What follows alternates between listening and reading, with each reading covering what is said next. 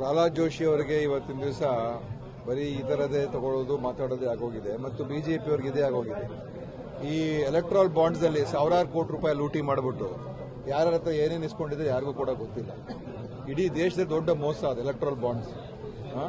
PM CARES ಅಂತ announce ಮಾಡಿ ಎಲ್ಲರ ಕೂಡ ಗೌರ್ಮೆಂಟ್ ಎಂಪ್ಲಾಯೀಸ್ ಇಂದ ಎಲ್ಲರ ಕೂಡ ಇದು ಗೌರ್ಮೆಂಟ್ ಟ್ರಸ್ಟ್ ಅಂತ ಹೇಳಿ ದುಡ್ಡು ಇಸ್ಕೊಂಡ್ರು. ಅದು PM ಕೇರ್ಸ್ ಪ್ರೈವೇಟ್. ಅದು ಪ್ರಧಾನಮಂತ್ರಿ ಹೆಸರನ್ನ ಯಾವ ರೀತಿ ದುರುಪಯೋಗ ಪಡಿಸ್ಕೋಬೇಕು, ಗೌರ್ಮೆಂಟ್ ಆಫ್ ಇಂಡಿಯಾ ಸಿಂಬಲ್ ಅನ್ನ ಯಾವ ರೀತಿ ದುರುಪಯೋಗ ಪಡಿಸ್ಕೋಬೇಕು, ಒಂದು ಖಾಸಗಿ ಟ್ರಸ್ಟ್ಗೋಸ್ಕರ ಅಂತ ಮಾಡಿರ್ತಕ್ಕಂಥದ್ದೇ ಇವರು. ಅದರಲ್ಲಿ ಸಾವಿರಾರು ಕೋಟಿ ರೂಪಾಯಿ.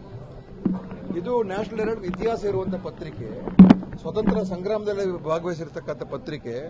ಅದಕ್ಕೆ ಒಂದು 2 ಕೋಟಿನೋ ಏನೋ ಅಡ್ವರ್ಟೈಸ್ಮೆಂಟ್ ಕೊಟ್ಟಿದ್ದಕ್ಕೆ ಇವರು ದೊಡ್ಡ ಇಶ್ಯೂ ಮಾಡ್ತಾರೆ ಅಂತ ಹೇಳಿದ್ರೆ ಮಾಧ್ಯಮದವ್ರು ನೀವು ಅರ್ಥ ಮಾಡ್ಕೋಬೇಕು. ಇವ್ರ ಉದ್ದೇಶ ಡೈವರ್ಟ್ ಮಾಡಬೇಕು ಇಶ್ಯೂಗಳನ್ನ ಅಷ್ಟೇ. ಎಲ್ಲೋ ಒಂದ್ ಕಡೆ ಕಳಂಕ ಇಲ್ಲದೆ ಇರೋ ಜಾಗದಲ್ಲೂ ಕೂಡ ಕಳಂಕ ತರಬೇಕು ಅಂತ ಇವರು ಸಾವಿರಾರು ಕೋಟಿ ರೂಪಾಯಿ ಲೂಟಿಯನ್ನು ಮಾಡಿರ್ತಕ್ಕಂಥ ಎಲೆಕ್ಟ್ರಲ್ ಬಾಂಡ್ಸ್, PM ಕೇರ್ಸ್ ಮತ್ತು ಇಡೀ ದೇಶದ ಆಸ್ತಿಯನ್ನೇ ಇವತ್ತಿನ ದಿವಸ ಕೆಲವು ಜನರ ಕೈ ಕೊಡ್ತಾ ಇದ್ದಾರೆ. ಅದು ದೊಡ್ಡ ಇಶ್ಯೂ. ಯಾವುದೋ ಇದು ಇಟ್ಕೊಂಡು ಇವರು ಸುಮ್ಮನೆ ಲೀಗಲ್ ಆಗಿ ಕೊಟ್ಟಿರ್ತಕ್ಕಂಥ ಒಂದು ಒಳ್ಳೆಯ ಪತ್ರಿಕೆ ಮತ್ತು ಹೆಸರುವಾಸಿಯಾದ ಪತ್ರಿಕೆ ಕೊಟ್ಟಿರ್ತಾರೆ.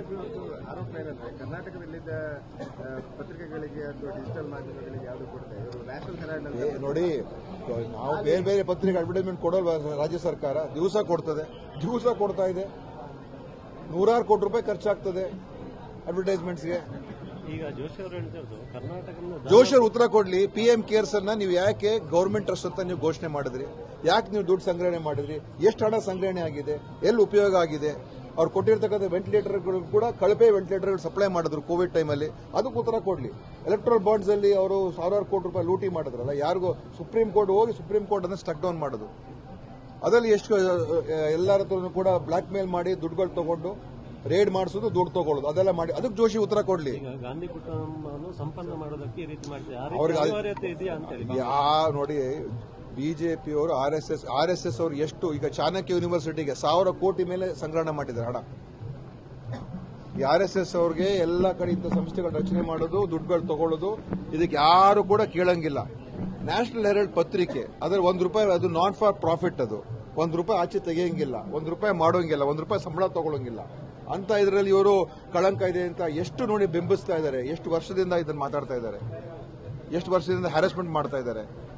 ಅವ್ರನ್ನ ಕರೆಸಿ ರಾಹುಲ್ ಗಾಂಧಿ ಅವ್ರನ್ನ ಇಡೀ ದಿವಸ EDM ಮುಂದೆ ಕಚೇರಿಯಲ್ಲಿ ಕೂರಿಸಿ, ಸೋನಿಯಾ ಗಾಂಧಿ ಅವ್ರನ್ನ ಕರೆಸಿ, ರಾಹುಲ್ ಗಾಂಧಿ ಅವ್ರನ್ನ ಯಾವುದೋ ಒಂದು ಕೇಸಲ್ಲಿ ಅವ್ರಿಗೆ ಡಿಸ್ಕ್ವಾಲಿಫೈ ಮಾಡಿಸಿ ಪಾರ್ಲಿಮೆಂಟ್ ಇಂದ. ಈ ತರ ಮಾಡತಕ್ಕಂಥ ಸೇಡಿನ ಕೀಳಮಟ್ಟದ ರಾಜಕಾರಣ.